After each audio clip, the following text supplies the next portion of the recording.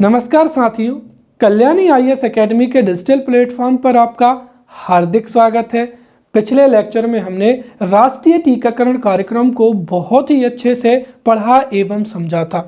इस लेक्चर में हम भारत सरकार की स्वास्थ्य योजनाओं में उपचारात्मक स्वास्थ्य योजनाओं को बहुत ही अच्छे से पढ़ेंगे एवं समझेंगे। तो शुरू करते हैं। देखिए, एक रोगी व्यक्ति की तुलना में एक स्वस्थ व्यक्ति किसी कार्य को बेहतर तरीके से कर सकता है और वह लंबे समय तक कार्य कर सकता है। अर्थात रोगी व्यक्ति की तुलना में स्वस्थ व्यक्ति की कार्य उत्पादकता अधिक होती है। यदि देश की अधिक जनसंख्या स्वस्थ होगी तो हमारे देश में समग्र उत्पादकता में बढ़ोतरी होगी, और समग्र उत्पादकता में यदि बढ़ोतरी होगी तो उससे क्या होगा, हमारे देश का जो आर्थिक विकास है वो आसानी से हो पाएगा। राइट। तो स्वास्थ्य से समग्र उत्पादकता में क्या होती है, बढ़ोतरी होती है, और समग्र उत्पादकता में बढ़ोतरी होने के कारण ही जो है आर्थिक विकास, इकोनॉमिक डेवलपमेंट क्या है, संभव हो सकेगा। इसका तात्पर्य ये हुआ कि देश के आर्थिक विकास के लिए स्वास्थ्य सुविधाओं का होना बहुत ही अनिवार्य होता है। इसको हम दूसरे तरीके से भी समझ सकते हैं कि किसी भी देश की जो जनसंख्या होती है, जनसंख्या को दो भागों में हम क्या कर सकते हैं, वर्गीकृत कर सकते हैं। जो जनसंख्या होती है, जनसंख्या का एक भाग होता है जो है कार्यशील जनसंख्या हो जाएगा, राइट, और दूसरी हो जाएगी यहाँ पर आश्रित जनसंख्या।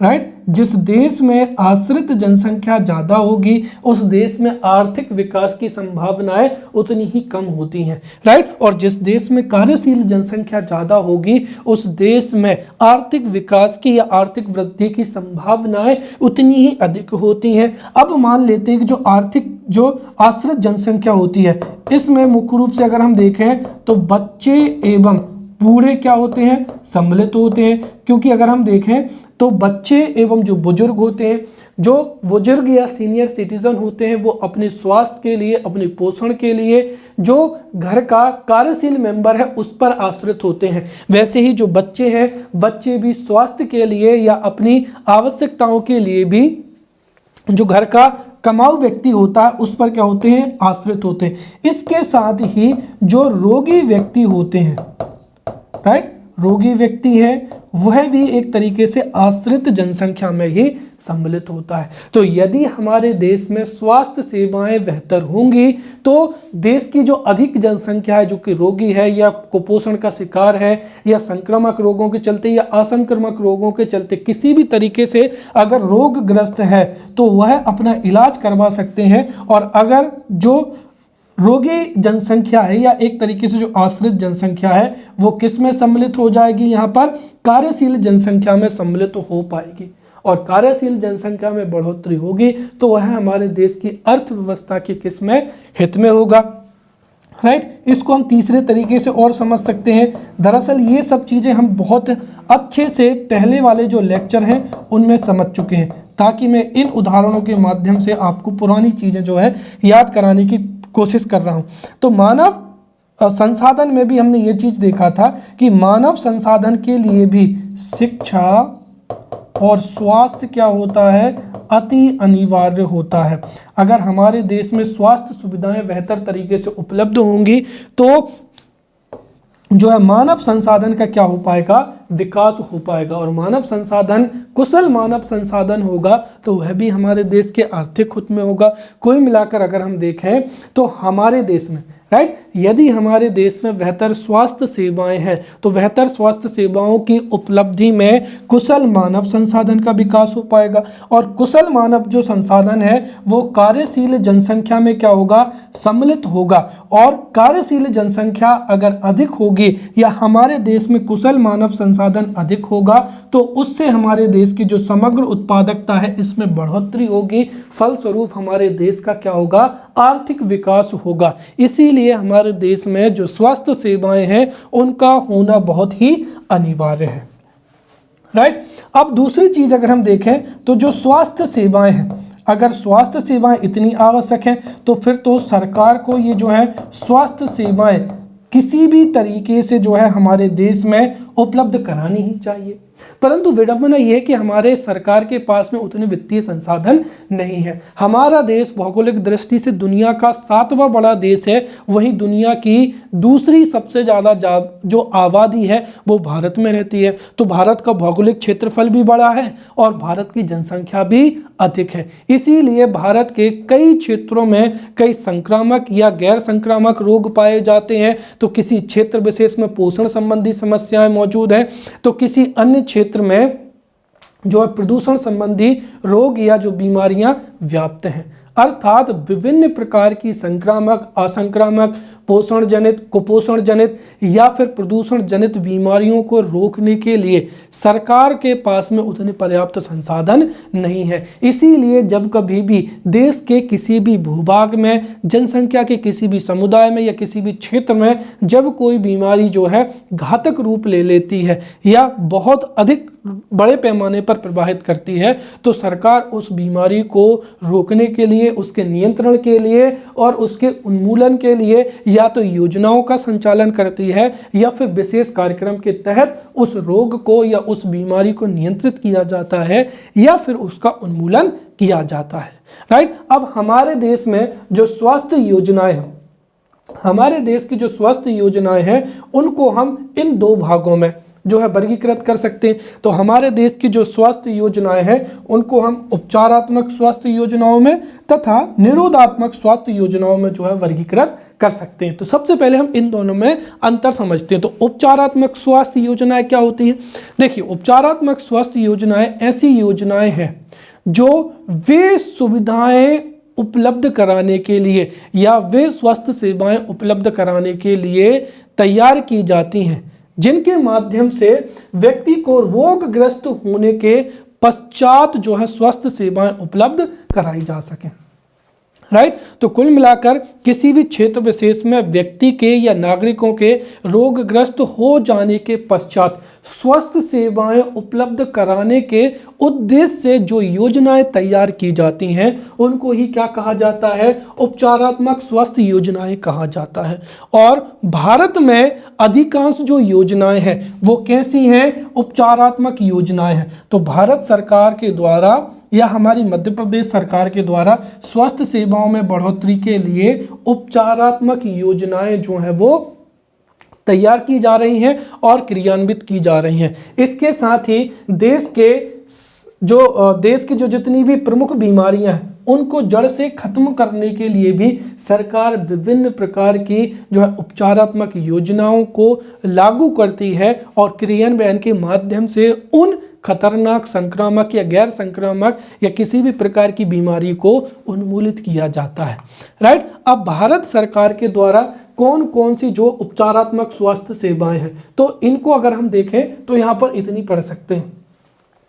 अब एक चीज मैं यहाँ पर बता दूं कि भारत अगर हमारे सिलेबस में देखा जाए तो हमारे सिलेबस में है केंद्र सरकार एवं राज्य सरकार की स्वास्थ्य संबंधी कल्याणकारी योजनाएं। मैं यहाँ पर आपको इस रूप में पढ़ा रहा हूँ ताकि हो सकता है कि किसी भी रूप में प्रश्न पूछ लिया जाए।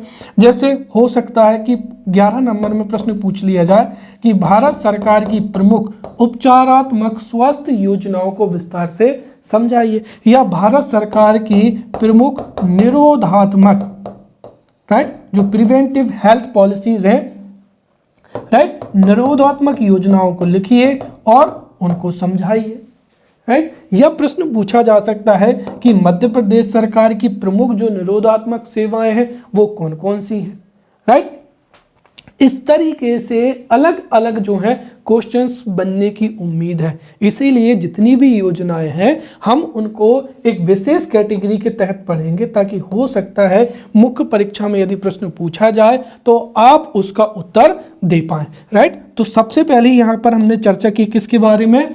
उपचारात्मक स्वास्थ्य सेवाओं के बारे में। राइट। तो जब कभी किसी नागरिक को या व्यक्ति को रोगग्रस्त हो जाता है तो उसको रोगग्रस्त हो जाने के पश्चात भारत सरकार रोगग्रस्त हो जाने के पश्चात स्वास्थ्य सेवा उपलब्ध कराने के लिए जो योजनाएं बनाती है उन योजनाओं को ही उपचारात्मक स्वस्थ योजनाएं कहते हैं, जिनमें पहली हो जाएगी राष्ट्रीय मलेरिया नियंत्रण कार्यक्रम, फिर राष्ट्रीय फाइलेरिया नियंत्रण कार्यक्रम, राष्ट्रीय कालाजार उन्मूलन कार्यक्रम हो जाएगा, राइट, टीबी नियंत्रण कार्यक्रम हो जाएगा, एड्स नियंत्रण कार्यक्रम हो जाएगा, जापानी इंसेफ्लाइटिस प्रतिरक्षण कार्यक्रम हो जाएगा, राइट, गिनी वर्म उन्मूलन कार्यक्रम हो जाएगा, फिर कैंसर, मधुमेह, हृदय रोग, स्ट्रोक के नियंत्रण के लिए राष्ट्रीय कार्यक्रम हो जाएगा, राष्ट्रीय मानसिक स्वास्थ्य कार्यक्रम हो जाएगा, राष्ट्रीय आयोडीन न्यूनता नियंत्रण कार्यक्रम हो जाएगा, राष्ट्रीय कुष्ठ रोग उन्मूलन कार्यक्रम हो जाएगा, राष्ट्रीय दृष्टिहीनता नियंत्रण कार्यक्रम हो जाएगा, राष्ट्रीय बधिरता निवारण व नियंत्रण कार्यक्रम हो जाएगा, राष्ट्रीय नारू रोग उन्मूलन कार्यक्रम हो जाएगा, डायलिसिस योजना हो जाएगी, प्रधानमंत्री जन औषधि योजना हो जाएगी, आयुष्मान भारत योजना हो जाएगी, राष्ट्रीय बाल स्वास्थ्य कार्यक्रम हो जाएगा, फिर राष्ट्रीय किशोर स्वास्थ्य कार्यक्रम हो जाएगा, राइट। तो ये जो इतनी योजनाएं हैं ये भारत सरकार की कैसी हैं, भारत सरकार की उपचारात्मक स्वास्थ्य योजनाएं हैं, जिनके बारे में हम इस लेक्चर में बहुत ही डिटेल से पढ़ेंगे। वहीं दूसरी हो जाएंगी कौन सी, निरोधात्मक स्वास्थ्य सेवाएं, राइट। तो देखिए, जब नागरिकों को या व्यक्तियों को रोग नहीं होता है, अर्थात रोग होने से पहले ही बचाव या निरोध हेतु जो स्वास्थ्य सेवाएं प्रदान करने से संबंधित योजनाएं होती हैं, उनको ही निरोधात्मक स्वास्थ्य योजनाएं कहा जाता है, राइट। और जो निरोधात्मक स्वास्थ्य योजनाएं होती हैं उनके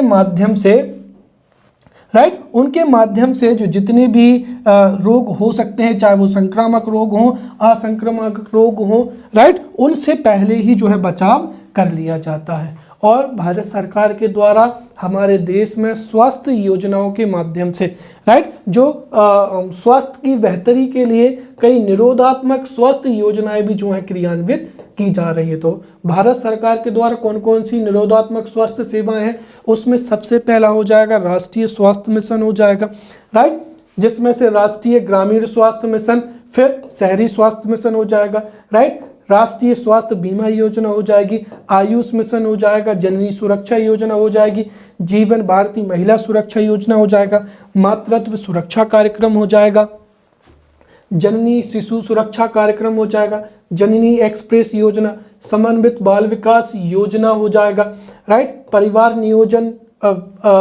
नियोजन बीमा योजना हो जाएगा, परिवार कल्याणकारी कार्यक्रम हो जाएगा, मिशन इंद्रधनुष हो जाएगा, बाल शक्ति योजना, राइट। फिर उसके बाद में यहाँ पर आशा हो जाएगा, प्रसव सहयोग योजना हो जाएगा, प्रधानमंत्री सुरक्षित मातृत्व योजना हो जाएगा, कायाकल्प योजना हो जाएगा, अटल बाल मिशन एक्सप्रेस हो जाएगा, राइट, अटल बाल आरोग्य और पोषण मिशन हो जाएगा, वंदे मातरम योजना हो जाएगा, स्वास्थ्य घर योजना हो जाएगा, इंदिरा गांधी मातृत्व सहयोग योजना, राष्ट्रीय मैटरनिटी बेनिफिट योजना हो जाएगी, स्वास्थ्य बच्चे स्वस्थ भारत कार्यक्रम हो जाएगा, मदर्स एब्सोल्यूट अफेक्शन कार्यक्रम हो जाएगा, राइट। तो इतनी योजनाओं के बारे में जो है ये सभी योजनाएं हो जाएंगी यहाँ पर निरोधात्मक स्वास्थ्य सेवा, राइट। इसके साथ ही मैं आपको बता दूं कि जो जितनी भी हेल्थ सर्विसेज हैं या स्वास्थ्य संबंधी योजनाएं हैं, इनको हम जो है अलग अलग समय पर जो है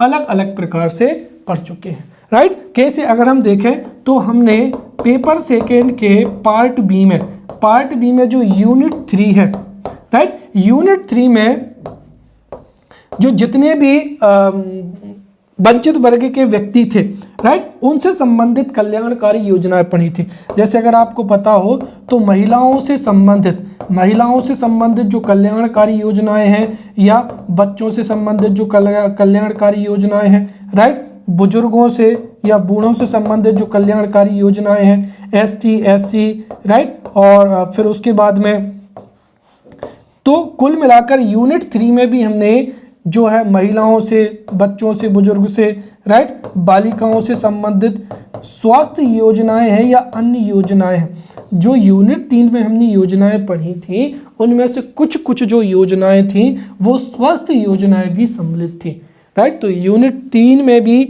जब हमने इनसे संबंधित विशेष वर्गों से संबंधित जो लोक कल्याणकारी योजनाएं थी वो भी हम यहाँ पर पढ़ चुके हैं और उन योजनाओं में कुछ स्वास्थ्य योजनाएं भी सम्मिलित थी, राइट। वहीं अगर हम देखें तो हमारा जो पेपर सेकेंड है, पेपर सेकेंड में पार्ट बी में यूनिट 5 है, राइट, उसमें हमने कुपोषण जनित, राइट, कुपोषण जनित जो है, कुपोषण जनित कई प्रकार की बीमारियों के बारे में भी देखा था और हमने देखा था कि पूरक पोषण हेतु, राइट, पूरक पोषण हेतु कार्यक्रम।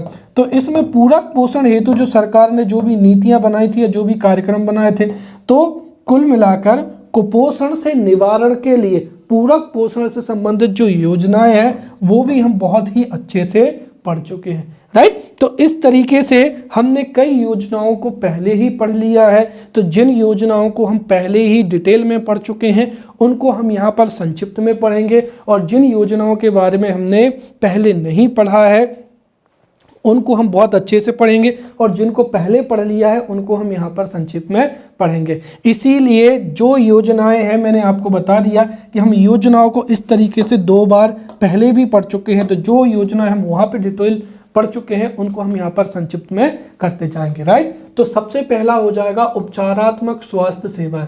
तो उपचारात्मक जो स्वास्थ्य सेवाएं हैं उसमें सबसे पहला हो जाएगा राष्ट्रीय मलेरिया नियंत्रण क्या हो जाएगा, कार्यक्रम हो जाएगा।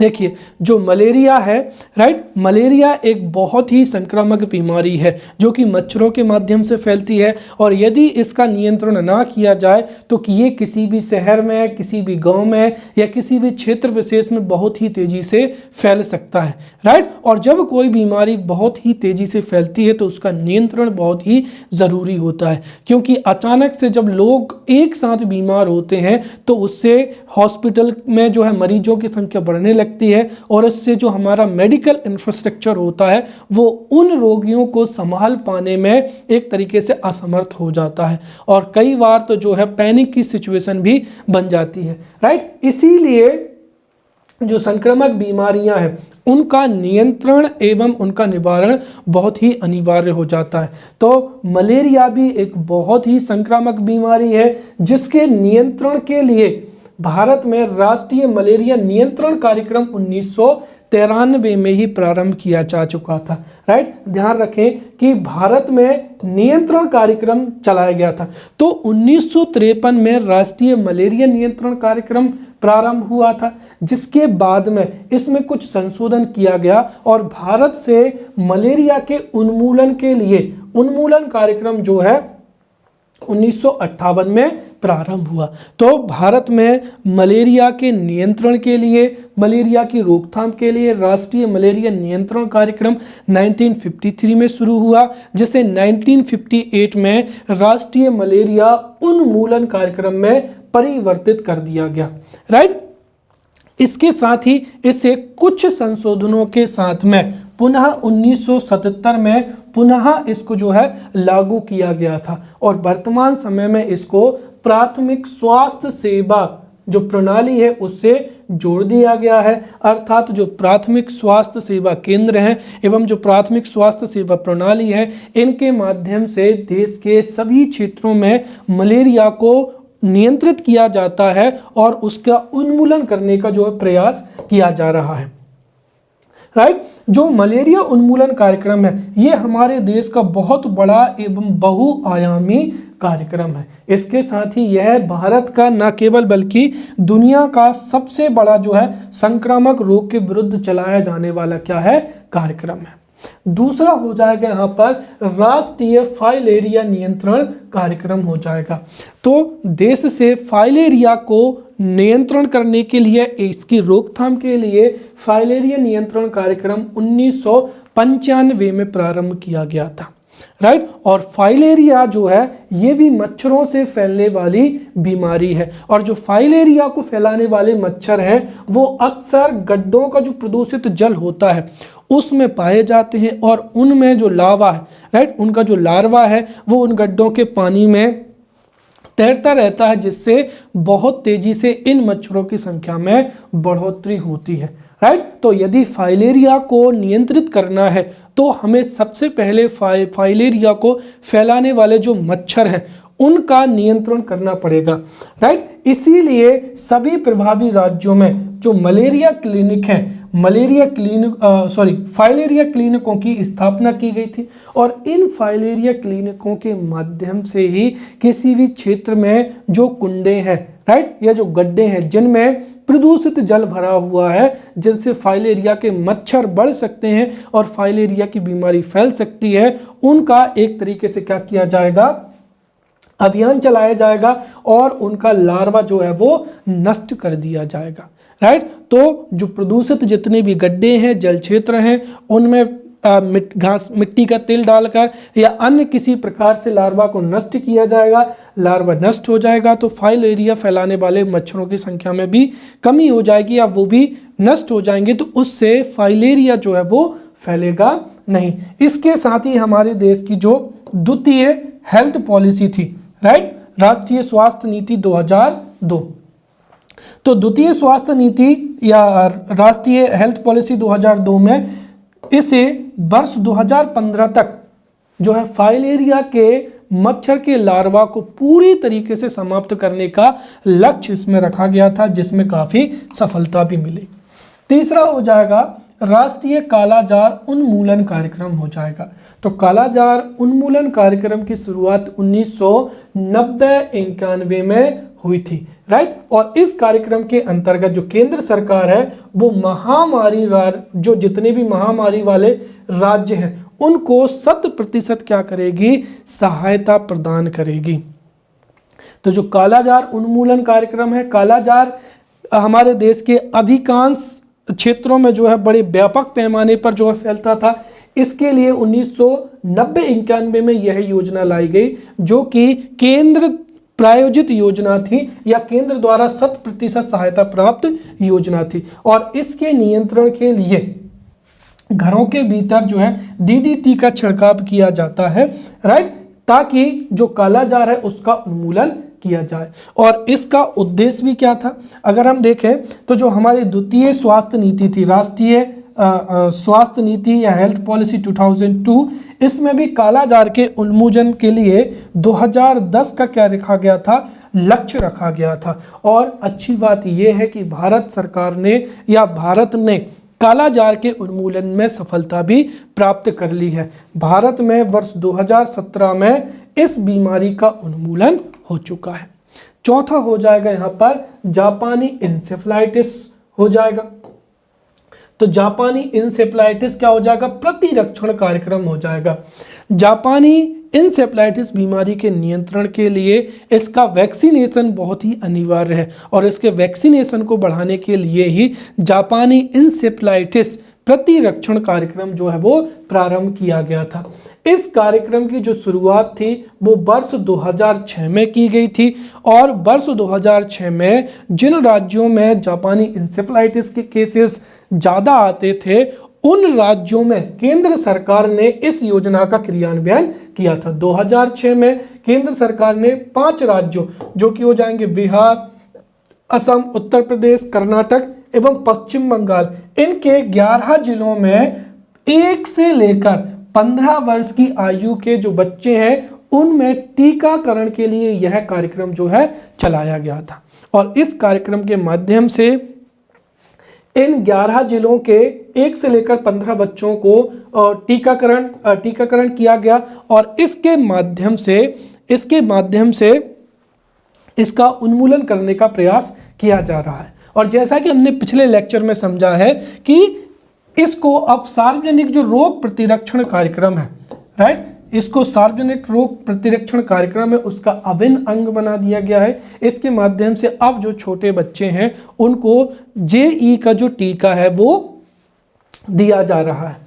इस कार्यक्रम का उद्देश्य क्या था, दरअसल अगर हम देखें तो जो जापानी इंसेफ्लाइटिस के विषाणु होते हैं वो धान के खेतों या पानी वाले क्षेत्रों में पलपते हैं। राइट, तो इसके विषाणु धान के खेतों में या पानी वाले क्षेत्रों में पनपते हैं, और जबकि ये उन मच्छरों से फैलाते हैं जो कि कहाँ पर रहते हैं, मैदान में रहते हैं। इसीलिए मच्छरों से इसका नियंत्रण बहुत ज़रूरी है, और कई बार ये बहुत तेज़ी से फैल सकता है, इसीलिए इसका वैक्सीनेशन भी क्या है, अनिवार्य है।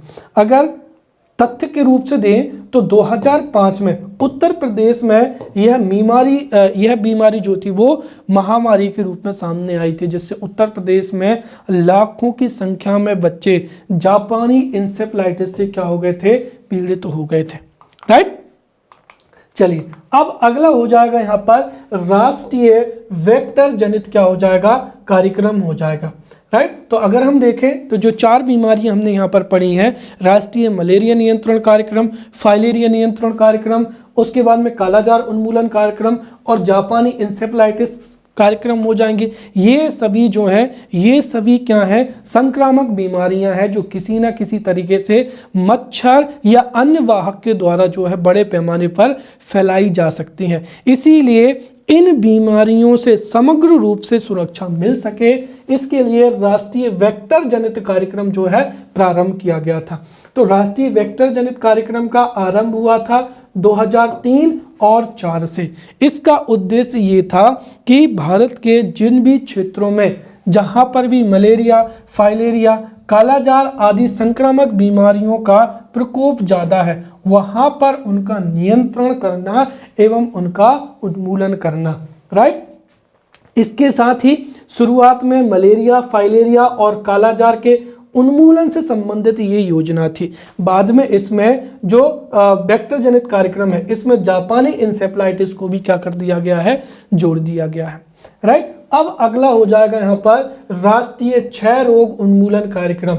राइट, राष्ट्रीय क्षय रोग, और क्षय रोग जो होता है इसको हम क्या कहते हैं, तपेदिक कहते हैं, टीबी कहते हैं, राइट, यक्षमा कहते हैं। राइट, तो क्षय रोग या जो अगर हम बात करते हैं ट्यूबरकुलोसिस की, तो जो क्षय रोग है ये भी एक संक्रामक बीमारी है। राइट, और यदि संक्रमित व्यक्ति के संपर्क में अगर कोई व्यक्ति आता है तो ये बीमारी बहुत तेजी से फैल सकती है। राइट, और इसमें कफ बनता है, और हमारे देश में जो क्षय रोग है या टीबी है या क्षय रोग है, इससे बड़ी संख्या में कई लोग क्या हुए हैं, रोगग्रस्त हुए हैं। तो हमारे देश में टीबी के उन्मूलन के लिए या क्षय रोग के नियंत्रण के लिए 1962 में ही कार्यक्रम प्रारंभ किया गया था, और इस कार्यक्रम को उतनी अधिक जो है सफलता नहीं मिली थी। तो क्षय रोग या तपेदिक के नियंत्रण के लिए 1962 में ही कार्यक्रम प्रारंभ हो चुका था, लेकिन ये इतना अधिक सफल नहीं हुआ था। इसीलिए पुनः 1992 में राष्ट्रीय तपेदिक नियंत्रण कार्यक्रम की जो है शुरुआत की गई थी। तो 1992 में राष्ट्रीय तपेदिक नियंत्रण कार्यक्रम की शुरुआत की गई थी, ताकि टीबी को नियंत्रित किया जा सके और उन्मूलित किया जा सके। इसके साथ ही WHO ने भी भारत में टीबी के नियंत्रण और उन्मूलन में बहुत ही महत्वपूर्ण भूमिका निभाई है। हमारे देश में टीबी की रोकथाम के लिए 1997 से ही WHO द्वारा अल्पावधि रसायन चिकित्सा, जिसको क्या कहा जाता है, डॉट्स प्रणाली कहा जाता है, राइट, ये प्रारंभ की गई। तो ये आप विशेष रूप से याद रखें, भारत में WHO की सहायता से जो डॉट्स प्रणाली है वो कब से प्रारंभ की गई है, 1997 से प्रारंभ की गई है। राइट, इसके साथ ही टीबी को हमारे देश में 2025 तक उन्मूलित करने का जो है वो लक्ष्य रखा गया है, और इस लक्ष्य की पूर्ति में वर्ल्ड बैंक की भी जो है वो सहायता दे रही है। राइट, और इसका मुख्य उद्देश्य यही है कि जो डॉट्स प्रणाली है, जो वर्ल्ड बैंक जो है आर्थिक सहायता देती है, और हमारे देश में जो डॉट्स प्रणाली है, और वर्तमान समय में डॉट्स क्या हो जाएगी, प्लस प्रणाली हो जाएगी। इन प्रणालियों के माध्यम से जो टीबी का है शीघ्र निदान करना और निदान के पश्चात उसका जल्दी से इलाज करना, ताकि उसकी संख्या में कमी आ सके। इसके साथ ही हमारे देश में किन क्षेत्रों में कहां पर कितनी ट्यूबरकुलोसिस के पेशेंट्स आ रहे हैं, उनकी स्थिति क्या है, इसके लिए एक संस्थान भी है। तो देश के सभी जो टीबी रोगियों की स्थिति है उसकी मॉनिटरिंग की जाती है राष्ट्रीय क्षय रोग संस्थान बेंगलुरु द्वारा। तो राष्ट्रीय जो क्षय रोग संस्थान बेंगलुरु है वह मासिक रिपोर्ट का क्या करता है, संग्रहण करता है और देश के सभी क्षय रोगियों की जो स्थिति है उसकी मॉनिटरिंग भी करता है। अब अगर हम मध्य प्रदेश की बात करें तो मध्य प्रदेश में टीबी या जो क्षय रोग है या तपेदिक रोग है उसका उन्मूलन कैसे किया जा रहा है। तो दरअसल हमारे पूरे देश में राष्ट्रीय जो तपेदिक नियंत्रण कार्यक्रम है, राष्ट्रीय तपेदिक नियंत्रण कार्यक्रम 1992 से ही संचालित है और ये कार्यक्रम हमारे मध्य प्रदेश में भी संचालित है।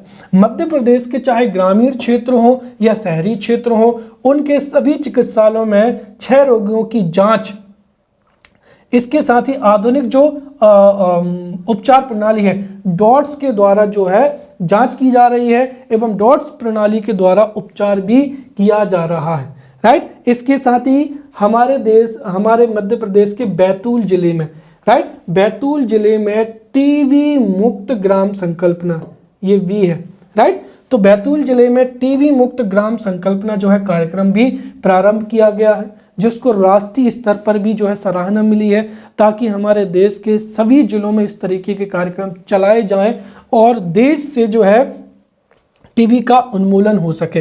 इसके साथ ही 1 अप्रैल 2018 से प्रदेश के टीबी मरीजों को मध्य प्रदेश की सरकार के द्वारा 500 रुपये प्रति माह का क्या दिया जाएगा, एक तरीके से आर्थिक मदद दी जाएगी। और 500 रुपये प्रति माह की जो आर्थिक मदद है ये इसीलिए दी जा रही है ताकि उनको उचित जो है पोषण सुविधाएं प्राप्त हो सकें। इसके साथ ही जो राष्ट्रीय तपेदिक नियंत्रण कार्यक्रम है, इस कार्यक्रम के तहत वर्ष 2011 से मल्टी ड्रग रेजिस्टेंस जो क्षय रोगी हैं, देखिए जब टीबी का इलाज किया गया था तो उनके लिए जो भी दवाइयां दी गई थी, धीरे धीरे टीबी के जो विषाणु थे, राइट, वो एक तरीके से उन दवाइयों के प्रति जो है रोग प्रतिरोधक क्षमता विकसित नहीं हो पा रही थी उन दवाइयों से, राइट। और इसको ही क्या कहा गया, मल्टी ड्रग रेजिस्टेंट टीबी, अर्थात कई सारी जो दवाइयां थी वो उस टीबी रोग के लिए क्या थी, उतनी ज़्यादा प्रभावी नहीं थी, राइट। तो जितने भी मल्टी ड्रग रेजिस्टेंट जो क्षय रोगी थे उनके निदान एवं उपचार के लिए डॉट्स प्लस जो थी, राइट, डॉट्स प्लस उपचार योजना मध्य प्रदेश में लागू कर दी गई, राइट। तो शुरुआत में 1997 से जो है डॉट्स प्रणाली लाई गई थी जिसके माध्यम से ट्यूबरक्लोसिस का इलाज हो रहा था। फिर जो मल्टी ड्रग रेजिस्टेंट टीबी थी, राइट, इसके नियंत्रण के लिए डॉट्स प्रणाली लागू की गई थी और ये हमारे मध्य प्रदेश में कब से लागू हो चुकी है, 2011 से लागू हो चुकी है। इसके साथ ही जो मल्टी ड्रग रेजिस्टेंट क्षय रोगी हैं उनके उपचार हेतु मध्य प्रदेश में 9 DRTB सेंटर जो कि भोपाल, इंदौर, उज्जैन, सागर, रीवा, छिंदवाड़ा, राइट, नौगांव जो कि छतरपुर में है, ग्वालियर, जबलपुर में संचालित है। इनके माध्यम से 2011 से ही डॉट्स प्लस प्रणाली के माध्यम से जो मल्टी ड्रग रेजिस्टेंट क्षय रोगी हैं, राइट, उनका इलाज किया जा रहा है और इस तरीके से मध्य प्रदेश में भी टीबी का इलाज किया जा रहा है और बहुत जल्द इसमें जो टीबी का उन्मूलन भी किया जा चुकेगा और इसका लक्ष्य हमने कब का रखा है, 2025 तक का। क्लियर। अब अगला हो जाएगा राष्ट्रीय एड्स नियंत्रण कार्यक्रम हो जाएगा। देखिए हमारे देश में राष्ट्रीय एड्स जो नियंत्रण कार्यक्रम है इसकी शुरुआत 1987 से में हुई थी।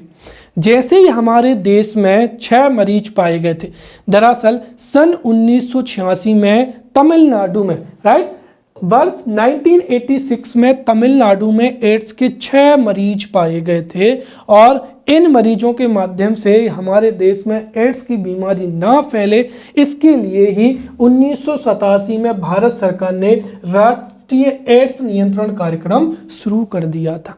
और एड्स का एक तरीके से प्रभाव वही था जो वर्तमान समय में कोरोना का है, अर्थात इसकी दहशत या एक तरीके से इसका जो भय था वो लोगों में बहुत ज़्यादा था। इसके साथ ही शुरुआती दिनों में जो एड्स के मरीज थे उनके साथ में भी बहुत ज़्यादा भेदभाव होता था, राइट। और लोग अपनी जान को बचाने के लिए उनसे बातचीत करने में कतराते थे ताकि उनसे बीमारी जो है किसी स्वस्थ रोगी में ना आ जाए। तो जैसे ही हमारे देश में एड्स के मरीज पाए गए, भारत सरकार ने तुरंत के तुरंत ही अर्थात 1987 में ही राष्ट्रीय एड्स नियंत्रण कार्यक्रम जो है शुरू कर दिया था। फिर 1992 में विश्व बैंक की सहायता से स्वास्थ्य व परिवार कल्याण मंत्रालय द्वारा व्यापक राष्ट्रीय एड्स नियंत्रण कार्यक्रम जो है चलाया गया था। तो दो चीज़ों को आप याद रखें, राष्ट्रीय एड्स नियंत्रण कार्यक्रम की शुरुआत हुई थी 1987 से। फिर WB या वर्ल्ड बैंक की सहायता से 1992 से ही जो व्यापक राष्ट्रीय एड्स नियंत्रण कार्यक्रम है ये क्रियान्वित किया जा रहा है, राइट। और 92 में ही राष्ट्रीय एड्स जो नियंत्रण कार्यक्रम है, जो व्यापक नियंत्रण कार्यक्रम है, उसमें उसके तहत ही यहाँ पर नाको की भी जो है स्थापना की गई थी। 1992 में राष्ट्रीय एड्स नियंत्रण संस्था नेशनल एड्स कंट्रोल ऑर्गेनाइजेशन नाको का गठन किया गया था और इस नाको के माध्यम से ही देश में एड्स का जो है नियंत्रण किया जा रहा है, राइट। और ये जो व्यापक राष्ट्रीय एड्स नियंत्रण कार्यक्रम है ये भी 3 चरणों में हमारे देश में जो है क्रियान्वित हो रहा है, राइट। इसका जो प्रथम चरण था वो 1992 से जो है था 97 था, जिसको और बढ़ाकर 1999 तक कर दिया गया, राइट। तो प्रथम व्यापक राष्ट्रीय एड्स नियंत्रण का प्रथम चरण 1992 से 97, जिसको बढ़ाकर 99 कर दिया गया। द्वितीय चरण 1999 में शुरू हुआ जो कि 2007 में खत्म हुआ और तृतीय चरण जो कि 2007 से अभी तक जो है वर्तमान समय में चल रहा है। और इस कार्यक्रम का उद्देश्य है एड्स की रोकथाम हो सके, एड्स के जो रोगी हैं उनकी देखभाल हो सके, उनकी सहायता हो सके और साथ ही साथ जो एड्स के रोगी हैं उनको उपचार मिल सके, राइट। और इसके साथ ही 2012 तक इस महामारी पर जो है नियंत्रण पाने का भी इसमें लक्ष्य रखा गया था। अब अगला हो जाएगा गिनी वर्म उन्मूलन कार्यक्रम हो जाएगा। तो हमारे देश में गिनी वर्म उन्मूलन कार्यक्रम की शुरुआत 1983-84 में हुई थी, राइट। और इसका उन्मूलन या इसका जो उद्देश्य था वो यही था कि जो गिनी वर्म रोग है उसके जनक कृमि का पूर्ण रूप से उन्मूलन हो जाए, जिससे यह बीमारी जो है उन्मूलित हो जाए। और इसमें हमारे देश को काफ़ी सफलता भी मिली है। जो गिनी उन्मूलन कार्यक्रम है उसके माध्यम से हमारे देश में इसके जो जनक कृमि है उसका उन्मूलन हो चुका है और गिनी वर्म का जो आखिरी मरीज था वो 1996 में आया था और सन 2000 में भारत में यह बीमारी जो है वो विलुप्त हो चुकी है या हमने इसका उन्मूलन कर दिया है, राइट। और इसमें WHO का भी अहम योगदान था। फिर अगला हो जाएगा यहाँ पर कैंसर, मधुमेह, हृदय रोग एवं स्ट्रोक के नियंत्रण के लिए क्या हो जाएगा, राष्ट्रीय कार्यक्रम हो जाएगा। तो कैंसर, मधुमेह, हृदय रोग और स्ट्रोक, राइट। तो कैंसर, मधुमेह, हृदय रोग और स्ट्रोक के नियंत्रण के लिए राष्ट्रीय कार्यक्रम हो जाएगा। और ये जो जितनी भी बीमारियां हैं ये सभी कैसी है, असंक्रामक बीमारियां हैं, राइट। तो इन असंक्रामक बीमारियों को नियंत्रित करने के लिए ही कैंसर, मधुमेह, हृदय रोग और स्ट्रोक के नियंत्रण के लिए राष्ट्रीय कार्यक्रम चलाया गया था, राइट। और इस कार्यक्रम का जो शुरुआत है वो 11वीं पंचवर्षीय योजना में हुआ था। तो 11वीं पंचवर्षीय योजना में एक नई पहल के तौर पर ये कार्यक्रम चलाया गया था, राइट। और भारत शासन द्वारा मध्य प्रदेश में दिसंबर 2010 से यह कार्यक्रम जो है हमारे मध्य प्रदेश में भी क्रियान्वित किया जा रहा है। तो इन बीमारियों के इलाज के लिए भारत सरकार के द्वारा दिसंबर 2010 से इसका संचालन मध्य प्रदेश में किया जा रहा है। इसका उद्देश्य क्या है कि ये जो जितनी भी गैर संचारी रोग हैं, जैसे कैंसर, मधुमेह, हृदय रोग या हृदय स्ट्रोक हो जाएगा, इनके असर को कम करना तथा इनके द्वारा होने वाला जो आर्थिक नुकसान है उसको कम करना, ये इस कार्यक्रम का क्या है, उद्देश्य। इस कार्यक्रम के द्वारा प्रदान की जाने वाली जो सेवाएं हैं, उन सेवाओं में सबसे पहला क्या हो जाएगा, कार्डियोवैस्कुलर बीमारियां, मधुमेह और स्ट्रोक के संबंध में अगर हम देखें सेवाएं, तो सबसे पहली चीज तो जो है कि हमारे जो है प्रत्येक 100 जिला अस्पतालों पर, तो प्रत्येक 100 जिला अस्पतालों पर एक कार्डियक यूनिट की क्या की जाएगी, स्थापना की जाएगी, राइट। और 100 जिलों में प्रत्येक जिला अस्पताल में जो जीवन रक्षक औषधियां हैं उनकी उपलब्धता भी होगी, राइट। तो 100 जिला अस्पतालों पर जो है एक कार्डियक यूनिट होगी, ताकि इस कार्डियक यूनिट के माध्यम से जो हृदय रोग है या हृदय स्ट्रोक है इसका निदान आसानी से किया जा सके। साथ ही साथ 100 जिलों में प्रत्येक जिला अस्पताल में जो जीवन रक्षक औषधियां हैं वो अनिवार्य रूप से रखेंगी, ताकि आकस्मिक स्थिति में उन दवाओं से जान बचाई जा सके। इसके साथ ही 20,000 उपकेंद्रों पर भी जो सभी समूहों की जो गर्भवती महिलाएं हैं या जो 30 वर्ष से ऊपर के सभी व्यक्ति हैं उनके लिए भी मधुमेह एवं उच्च रक्तचाप की जांच से जो है 100 जिलों में बिस्तरों की जो कमी वाले मामले हैं उन पर भी जो है देखभाल का क्या किया जाएगा, प्रावधान किया जाएगा, राइट। और दूसरा यहाँ पर हो जाएगा कैंसर से संबंधित। तो हमारे देश में भी कैंसर के उन्मूलन के लिए भी जो है सेवाएं उपलब्ध की जा रही हैं, और इन सेवाओं के माध्यम में 100 जिला अस्पतालों में कैंसर के लिए निदानात्मक सेवाएं, बुनियादी सर्जरी, कीमोथेरेपी, प्रशामक देखभाल की व्यवस्था से प्रत्येक जिला अस्पताल में जो है कीमोथेरेपी औषधियों के लिए जो है सहायता दे दी जाएगी। इसके साथ ही 100 जिला जो अस्पताल है उनमें मैमोग्राफी सहित प्रयोगशाला जांच की सुविधा होगी। साथ ही साथ 100 जिला अस्पतालों में कैंसर के रोगियों के प्रबंधन के लिए अनुबंधात्मक कार्मिकों एवं उपकरणों हेतु भी सरकार सहायता देगी। इसके साथ ही जो 65 तृतीय कैंसर केंद्र हैं उनको भी सुदृढ़ किया जाएगा। तो इस तरीके से यहाँ पर जो है माइन्यूट जानकारी लिखी हुई है। अब अगर मध्य प्रदेश के पर्पज से देखें तो मध्य प्रदेश के जो जितने भी जिला अस्पताल हैं उनमें एक सामुदायिक स्वास्थ्य केंद्र में एनसीडी क्लिनिक क्या की जाएगी, संचालित की जाएगी। तो मध्य प्रदेश के समस्त जिला जो चिकित्सालय एवं जिले में एक सामुदायिक स्वास्थ्य केंद्र में एनसीडी क्लिनिक जो है संचालित की जाएगी, ताकि उस जिले के जितने भी कैंसर पीड़ित रोगी हैं वो उस सामुदायिक स्वास्थ्य केंद्र में जो है परामर्श कर सके।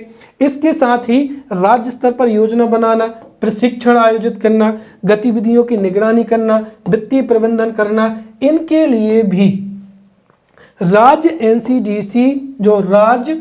एनसीडी जो है विभाग का गठन किया गया है। साथ ही साथ राज्य में कुल जो है एक तरीके से देखा जाए तो 1417 हेल्थ एंड वेलनेस सेंटर हैं। इनके माध्यम से भी जो मरीजों को एनसीडी की स्क्रीनिंग की जो है सुविधा दी जा रही है। इसके साथ ही मध्य प्रदेश में कैंसर केयर कार्यक्रम चलाया जा रहा है, और यह कार्यक्रम 5 फरवरी 2014 से प्रारंभ हुआ है। जिलों में आवश्यकता अनुसार कीमोथेरेपी हेतु 19 प्रकार की एंटी कैंसर जो है औषधियां उपलब्ध कराई जा रही हैं। इसके साथ ही जो प्रत्येक जिला अस्पताल है उसमें कैंसर कीमोथेरेपी यूनिट की स्थापना भी की गई है, और इस हेतु जो जितने भी चिकित्सालय हैं उनमें 4 पलंग भी आरक्षित किए गए हैं। तो ये यहाँ पर जो है कैंसर, मधुमेह, हृदय रोग और स्ट्रोक के नियंत्रण के लिए राष्ट्रीय कार्यक्रम ये हमने यहाँ पर पढ़ा। अब अगली जो है वो हो जाएगा राष्ट्रीय ओरल हेल्थ कार्यक्रम हो जाएगा। राष्ट्रीय ओरल हेल्थ कार्यक्रम की शुरुआत 1999 में हुई थी, जिसका उद्देश्य है कि जो मौखिक स्वास्थ्य है, राइट, उसके निर्धारकों में सुधार करने के लिए कार्य करना। साथ ही साथ मौखिक रोगों से संबंधित जो रुग्णता है उसको कम करने के लिए भी कार्य करना, एवं जो सामान्य स्वास्थ्य देखभाल प्रणाली है उसके साथ साथ मुख्य के स्वास्थ्य संवर्धन, राइट, स्वास्थ्य संबंधन एवं निवारक सेवाओं को भी क्या करना, एकीकृत करना, और इसके लिए पीपीटी मॉडल पर भी जो है बेहतर सुविधाएं मुहैया कराना। फिर अगला हो जाएगा राष्ट्रीय मानसिक स्वास्थ्य कार्यक्रम, जिसका आरंभ 1983 में किया गया था। और राष्ट्रीय मानसिक स्वास्थ्य कार्यक्रम भी बहुत ही अनिवार्य है। अगर हम देखें यहाँ पर तो WHO के अनुसार दुनिया की 10% जो आबादी है वो मानसिक स्वास्थ्य समस्याओं से या बीमारी से ग्रस्त हो रही है। और वर्तमान समय में कोरोना पेंडेमिक थी, इसकी वजह से भी मानसिक बीमारियां बढ़ती जा रही हैं। आए दिन अखबारों में पढ़ते होंगे कोरोना की वजह से कई लोगों ने अपने परिवार वालों को खोया है, तो किसी का व्यापार में घाटा हुआ है, तो किसी को अन्य प्रकार से जो है इसका प्रभाव झेला है, जिसकी वजह से अधिक संख्या में लोग जो है मानसिक रूप से परेशान हैं, राइट। इस योजना का उद्देश्य है कि भविष्य में जो मानसिक रोगी हैं उनके स्वास्थ्य की देखभाल करना। इसके साथ ही साथ इसके अंतर्गत जो है 13 प्रकार की दवाइयाँ एवं मानसिक रोगियों को उपलब्ध कराना है। तो इस योजना के माध्यम से 13 प्रकार की जो मानसिक दवाइयाँ हैं वो मानसिक रोगियों को उपलब्ध कराई जाएंगी, वो भी निःशुल्क। फिर अगला हो जाएगा राष्ट्रीय आयोडीन नियंत्रण, क्या हो जाएगा, न्यूनता नियंत्रण कार्यक्रम हो जाएगा। तो राष्ट्रीय आयोडीन न्यूनता नियंत्रण कार्यक्रम हो जाएगा। अब देखिए हमारे शरीर में एक थायराइड ग्रंथि होती है जिससे थायरॉक्सिन हार्मोन निकलता है, जो कि शरीर की उपापचय क्रियाओं के लिए अति महत्वपूर्ण होता है। यदि हमारे शरीर में आयोडीन की कमी हो जाएगी तो उससे जो थायरॉक्सिन हार्मोन है उसका स्त्रावण कम होगा और उसकी वजह से गलगंड या घेंगा रोग होने की संभावना होती है। और जिन क्षेत्रों में आयोडीन कम मात्रा में लिया जाता है उन क्षेत्रों में गलगंड या गाइटर रोग के जो है केसेस अधिक मात्रा में आते हैं। इसीलिए आयोडीन की कमी से रोग ना हो, इसके लिए 1962 में राष्ट्रीय गलगंड नियंत्रण कार्यक्रम जो है प्रारंभ किया गया था, जिसको 1992 में जो है राष्ट्रीय आयोडीन न्यूनता नियंत्रण कार्यक्रम के रूप में क्या कर दिया, परिवर्तित कर दिया गया। इसका उद्देश्य क्या है, इसका उद्देश्य जिन क्षेत्रों में गलगंड के या फिर गाइटर के अधिक केसेस आ रहे हैं उन क्षेत्रों में आयोडीन युक्त नमक की व्यवस्था करना, ताकि लोगों में आयोडीन का इंटेक बढ़ सके और वो गलगंड रोग से संक्रमित ना हो पाए, राइट। इसके साथ ही 17 मई 2006 में भारत सरकार ने एक फैसला लिया और भारत सरकार ने पूरे देश में जो गैर आयोडीन नमक है या जिस नमक में आयोडीन नहीं होता है उसकी बिक्री पर भी रोक लगा दी है, ताकि हमारे पूरे देश में आयोडीन युक्त नमक बेचा जाए और देश के सभी नागरिकों को आयोडीन युक्त नमक जो है वो उपलब्ध हो सके। फिर अगला हो जाएगा कुष्ठ रोग उन्मूलन कार्यक्रम हो जाएगा। तो कुष्ठ रोग भी मैंने एक आपको बताया था कि कुष्ठ रोग भी एक जो है भयंकर बीमारी है। इसके साथ ही अगर किसी व्यक्ति को पहले के समय में किसी व्यक्ति को कुष्ठ रोग हो जाता था तो उसको शरीर से, उसको गांव से या समाज से बहिष्कृत कर दिया जाता था, राइट, अर्थात रोगियों को प्रताड़ित भी किया जाता था। तो हमारे देश में कुष्ठ रोग का उन्मूलन हो सके एवं कुष्ठ रोग के जो रोगी हैं उनको बेहतर इलाज मिल सके, इसके लिए 1955 से राष्ट्रीय कुष्ठ रोग नियंत्रण कार्यक्रम जो है प्रारंभ किया गया था, जिससे 1983 में एक समिति की सिफारिश पर इसका नाम कर दिया गया राष्ट्रीय कुष्ठ रोग उन्मूलन कार्यक्रम कर दिया गया। इसका उद्देश्य है भारत में जो कुष्ठ रोग की समस्या है उसका समाप्त करना या कुष्ठ रोग का उन्मूलन करना है। और हमारे देश में हमने इस बारे में सफलता भी प्राप्त कर ली है। देश में 2005 में ही जो है कुष्ठ रोग का उन्मूलन हो चुका है और वर्तमान समय में 10,000 की आबादी पर केवल 0.72% जो है कुष्ठ रोग के मरीज देखने को मिलते हैं और यह आंकड़ा भी 2009 का है, राइट। तो इस तरीके से जो भी हमने लक्ष्य रखा था वो हमने प्राप्त कर लिया है। मध्य प्रदेश के बारे में अगर हम देखें तो मध्य प्रदेश में कुष्ठ रोग के नियंत्रण के लिए एवं उन्मूलन के लिए MDT, राइट, मल्टी ड्रग क्या हो जाएगी, थेरेपी हो जाएगी। तो MDT के माध्यम से जो है उपचार किया जा रहा है। इसके साथ ही इस कार्यक्रम का लक्ष्य रखा गया है कि 1 प्रति क्या हो जाएगा, 10,000 की जनसंख्या से कम लाना, अर्थात 10,000 की जनसंख्या पर भी 1 से कम जो है मरीज प्राप्त हो। और इसे भी मध्य प्रदेश ने 2005 में प्रारंभ कर लिया और वर्ष 2020 तक कुष्ठ रोग का जो उन्मूलन करने का जो है संकल्प भी रखा गया है। अब अगला हो जाएगा यहाँ पर राष्ट्रीय दृष्टिहीनता नियंत्रण कार्यक्रम हो जाएगा। तो राष्ट्रीय दृष्टिहीनता नियंत्रण कार्यक्रम की जो शुरुआत है वो 1976 में की गई थी केंद्र सरकार के द्वारा, और इसमें केंद्र सरकार ने 100% जो है वित्तीय सहायता राज्यों को उपलब्ध कराई थी। इसका उद्देश्य क्या है कि हमारे देश में, समाज में जो भी दृष्टिहीन हैं उनको पहचान कर उनका उपचार करना, उनको नेत्र संबंधी सेवाएं प्राप्त, नेत्र संबंधी जो जितनी भी दवाएं हैं या उपकरण हैं वो उपकरण उनको उपलब्ध कराना। इसके साथ साथ प्रत्येक जिले में व्यापक नेत्र जो देखभाल सुविधाएं उनका भी क्या करना, विकास कराना है।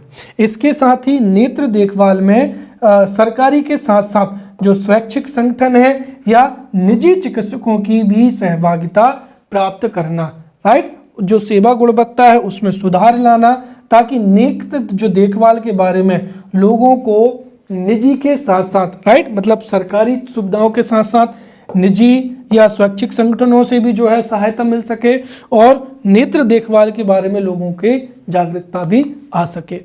फिर अगला हो जाएगा राष्ट्रीय बाधिरता निवारण व नियंत्रण कार्यक्रम हो जाएगा। इस कार्यक्रम की शुरुआत सन 2006-07 में पायलट परियोजना के तौर पर जो है की गई थी, राइट। इसका उद्देश्य क्या है कि रोग या चोट के कारण अगर किसी व्यक्ति को बधिरता हो गई है या उसको सुनने में कोई भी समस्या है या बहरेपन से कोई भी व्यक्ति पीड़ित है, चाहे वो किसी भी आयु का वर्ग का हो, या बहरेपन के लिए जिम्मेदार जो कारक हैं उनकी पहचान करना, राइट, और उनकी पहचान करके निदान करना और उपचार करना, राइट। इसके साथ ही इस योजना के माध्यम से जो चिकित्सकीय सामग्री है और जो प्रशिक्षण कर्मिकी हैं उनके लिए संस्थागत क्षमता भी विकसित की जाएगी, ताकि बड़े पैमाने पर जो बाधिर हैं, राइट, उनकी पहचान की जा सके और उनको बेहतर उपचार भी प्राप्त हो सके। फिर अगला हो जाएगा अमृत कार्यक्रम, जिसकी प्रारंभ हुआ था नवंबर 2015 में। इसका उद्देश्य क्या है, कैंसर एवं हृदय रोग के इलाज हेतु रोगियों द्वारा किए जाने वाला जो व्यय है उसमें कमी लेकर आना, राइट। और हृदय रोग या कैंसर के इलाज में कमी कैसे आएगी, इसके लिए इस योजना के तहत अमृत स्टोर्स जो हैं वो खोले गए हैं और इन अमृत स्टोर्स पर कैंसर या हृदय रोग से संबंधित जो दवाएं हैं वो कम दाम पर जो है उपलब्ध कराई जाएंगी। फिर अगला हो जाएगा जन औषधि योजना। जन औषधि योजना की शुरुआत भारत में 1 जुलाई 2015 को की गई थी, राइट। और दरअसल 1 जुलाई 2015 को इसकी घोषणा की गई थी और इसका उद्देश्य क्या है, इसका उद्देश्य यह है कि भारत सरकार इस योजना के माध्यम से जो जन औषधि स्टोर्स हैं ये देश में अलग अलग जगह पर खोले जाएंगे। कारण क्या है कि जो निजी मेडिकल स्टोर्स होते हैं वो जेनरिक मेडिसिन को बहुत ही ऊंचे दामों पर बेचते हैं, राइट। तो प्रधानमंत्री जन औषधि योजना के माध्यम से जन औषधि स्टोर्स खोले जाएंगे और इनके माध्यम से जो सस्ती एवं गुणवत्तापूर्ण सस्ती दवाएं हैं उनको गरीब जनता तक पहुंचाया जाएगा। इस योजना के माध्यम से जो जेनरिक दवाएं हैं, राइट, उनको जो है उनका दाम है बाजार मूल्य से कम रखकर, तो जो जितनी भी जेनरिक दवाएं हैं उनका दाम बाजार मूल्य से कम रखकर उनको जन औषधि स्टोर के माध्यम से भारत सरकार के द्वारा उपलब्ध कराया जाएगा और भारत में जो है 263 जन औषधि केंद्र जो हैं खोले गए हैं, जहां पर कई जो जेनरिक मेडिसिन हैं वो बाजार दाम से कम दाम पर जो है इन सेंटर से प्राप्त हो सकती हैं। राइट, इसकी विशेषताएं क्या है? इस योजना के माध्यम से जो जेनरिक दवाएं हैं वो उपलब्ध कराई जाएंगी। इसके साथ ही समाज का प्रत्येक तबका हो, गरीब हो, राइट, उनको सस्ते दामों पर जो है सस्ते दामों पर दवाएं उपलब्ध होंगी। इसके लिए 35 करोड़ रुपए का जो है आवंटन भी किया गया है। इसके साथ ही जो दूर दराज के क्षेत्र हैं उसमें निजी क्षेत्र को भी भागीदारी बनाया जाएगा। साथ ही साथ जो डॉक्टर हैं उनको जो गैर ब्रांडेड जेनरिक दवाएं हैं वो लिखने के लिए प्रेरित किया जाएगा। दरअसल जो ब्रांडेड जेनरिक दवाएं होती हैं वो ऑब्वियसली महंगी होंगी, तो डॉक्टरों को प्रमोट किया जाएगा कि वो गैर ब्रांडेड जेनरिक दवाएं लिखें ताकि लोगों को सस्ते दामों पर वो उपलब्ध हो जाए। राइट, अगली हो जाएगी आयुष्मान भारत योजना या प्रधानमंत्री जन आरोग्य योजना। तो बहुचर्चित और बहुप्रतीक्षित आयुष्मान भारत योजना, इसकी घोषणा वित्त मंत्री अरुण जेटली हैं उनके द्वारा की गई थी और इसको मोदी केयर के नाम से लागू करने का भी प्रावधान था, परंतु इसे आयुष्मान भारत योजना के नाम से लागू किया गया और इसका अन्य नाम जो है वो प्रधानमंत्री जन आरोग्य योजना भी है। इस योजना को जो है 25 सितंबर 2018 से लागू किया गया और यह दुनिया की एक बड़ी हेल्थ पॉलिसी मानी जाती है या बड़ी स्वास्थ्य योजना मानी जाती है, जिसके माध्यम से स्वास्थ्य से जुड़ी जो भी चुनौतियां हैं उनका समग्र रूप से निपटान करना है, ताकि देश की ऐसी आबादी जिनको अच्छी स्वास्थ्य सेवाएं प्राप्त नहीं हो रही हैं वो स्वास्थ्य केंद्रों के माध्यम से अच्छी स्वास्थ्य सेवाएं भी प्राप्त कर सकें एवं आकस्मिक स्थिति में उनको बीमा कवर भी प्राप्त हो सके। तो यह स्वास्थ्य से जुड़ी चुनौतियों का समग्र रूप से क्या करती है? निपटान करती है। राइट, और इस योजना में दो महत्वपूर्ण पहलुओं की जो है घोषणा की गई है, जिसमें सबसे पहला हो जाएगा स्वास्थ्य एवं देखभाल केंद्र हो जाएंगे और दूसरा राष्ट्रीय जो हो जाएगा स्वास्थ्य संरक्षण योजना हो जाएगा। तो सबसे पहला हो जाएगा यहाँ पर स्वास्थ्य एवं देखभाल केंद्र हो जाएंगे। राइट, तो जो राष्ट्रीय स्वास्थ्य नीति है, राइट, जिसके बारे में हमने यूनिट 5 का जो पहला या दूसरा लेक्चर है उसमें हमने स्वास्थ्य योजना को बहुत अच्छे से पढ़ लिया है। राइट, तो राष्ट्रीय स्वास्थ्य नीति 2017 में भारत की जो स्वास्थ्य प्रणाली है उसमें स्वास्थ्य एवं देखभाल केंद्रों को स्वास्थ्य सेवाओं की नींव के रूप में माना गया था।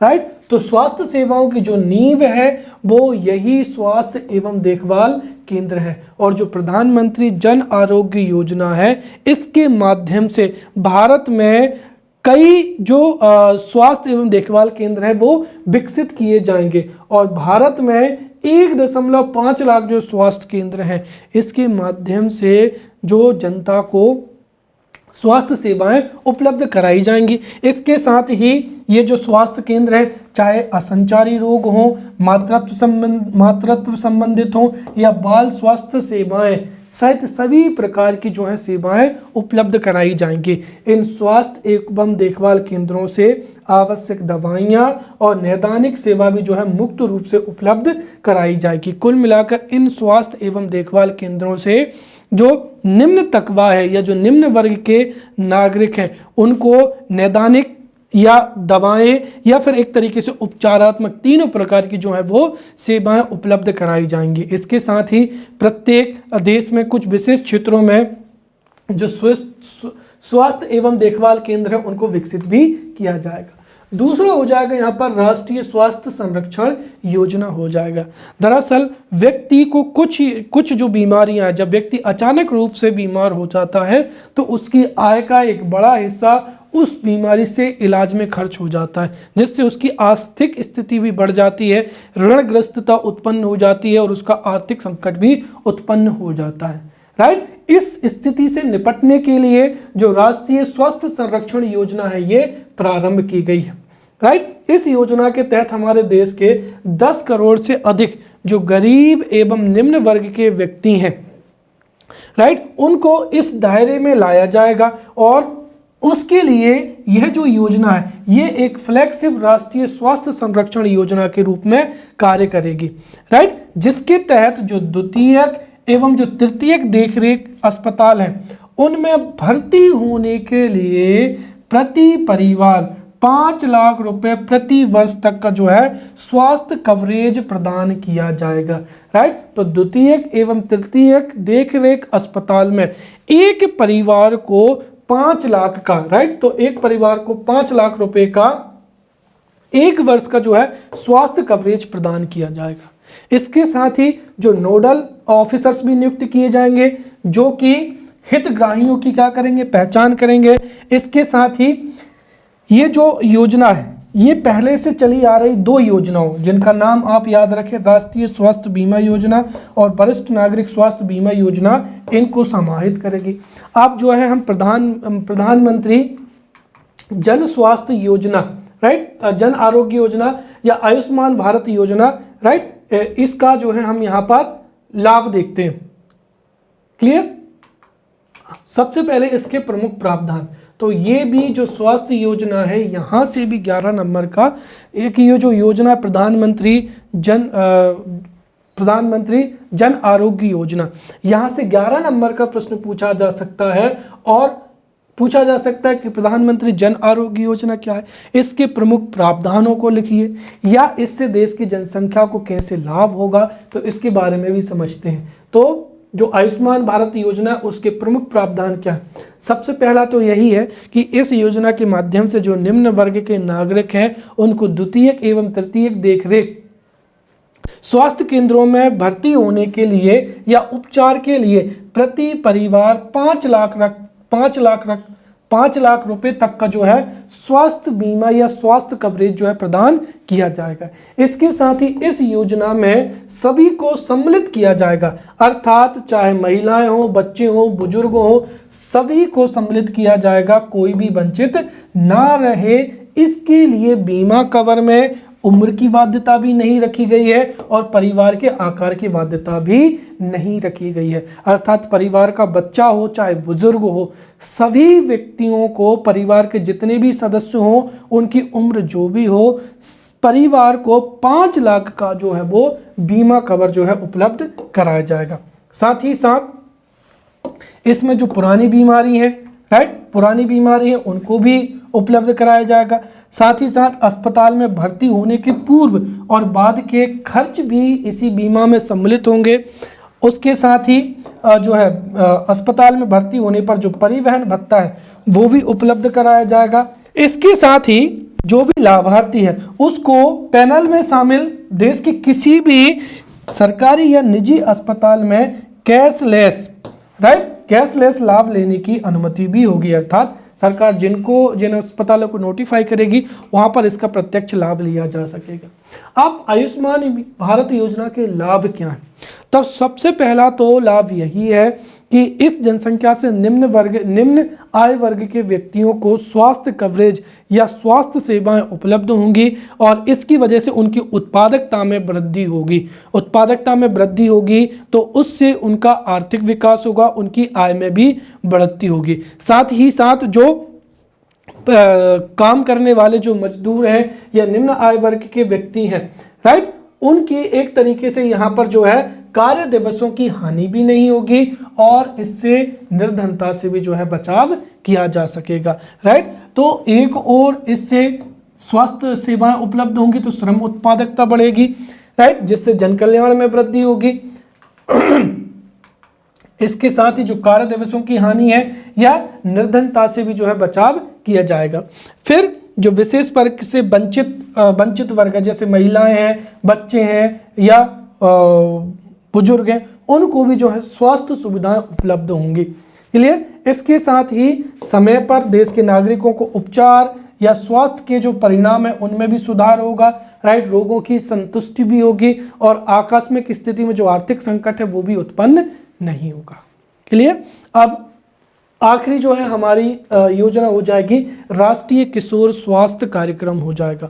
तो राष्ट्रीय किशोर स्वास्थ्य कार्यक्रम भी एक बहुत अच्छी योजना है जिसकी शुरुआत 7 जनवरी 2014 से की गई थी और इस योजना के माध्यम से किशोरों, अर्थात ऐसे बालक या बालिकाएं जिनकी उम्र 10 से 19 वर्ष होती है, उनकी स्वास्थ्य एवं विकास संबंधी आवश्यकताओं की पूर्ति के लिए यह योजना जो है वो यह कार्यक्रम लागू किया गया है। इस कार्यक्रम के तहत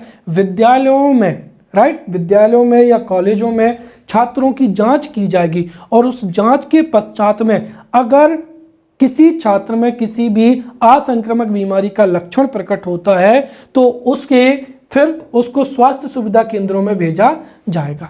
तो सभी विद्यार्थियों की कॉलेज में जो है जांच की जाएगी, असंक्रामक बीमारी के लक्षण होने पर उसको स्वास्थ्य सुविधा केंद्रों में भेजा जाएगा जहां पर उसका निदान किया जाएगा और निदान होने पर शुरुआती लक्षणों में ही उस बीमारी का क्या कराया जाएगा, उपचार कराया जाएगा, ताकि किशोरों की जो स्वास्थ्य है, किशोरों का जो स्वास्थ्य है उसमें बढ़ोतरी हो सके और उनका विकास भी हो सके।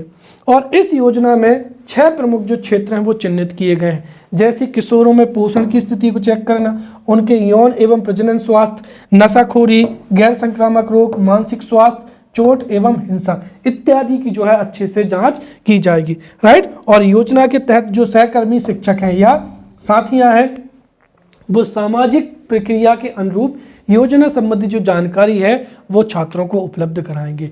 तो ये थी भारत सरकार के द्वारा उपचारात्मक स्वास्थ्य योजनाएं जो कि जनहित में है। अगले लेक्चर में मिलते हैं, तब तक के लिए धन्यवाद।